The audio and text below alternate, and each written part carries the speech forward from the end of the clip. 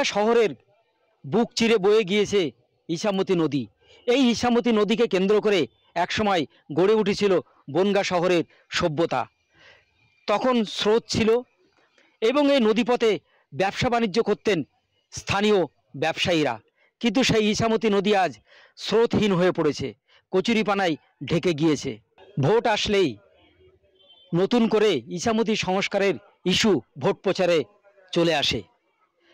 গত বেশ কয়েকটি ভোটে দেখা গেছে যে প্রতিটা রাজনৈতিক দল তারা প্রচারে বক্তব্য রাখতে গিয়ে বলেন জিতে আসার পর ইছামতি নদী সংস্কার করবেন, কিন্তু বনগাঁ শহরের উপর দিয়ে বয়ে চলা এই ইছামতি আজও সেভাবে সংস্কার করতে পারেনি কোনো দল।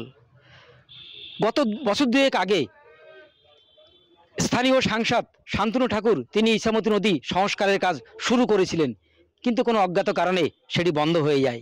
মানুষ বলছে ইছামতি সংস্কারের নাম করে 100 কোটি টাকা লোপাট করে দিয়েছে। নিশ্চিতভাবে আগামী দিন সংসদে যদি আপনাদের আশীর্বাদে যেতে পারি মানুষের সমর্থন নিয়ে, আমি নিশ্চয়ই এর তদন্ত করতে চাইব যে এই 100 কোটি টাকা লোপাট করে দিয়েছে। ভোট নাই, এই করবো এই তো পরিষ্কার করে যাবে কই আর কবে পরিষ্কার করবে? ইছামতি নদীতে প্রচুর লোক যারা মাছ ধরে জীবিকা নির্বাহ করতেন তারা কিন্তু আজ সেই জীবিকা হারিয়েছেন।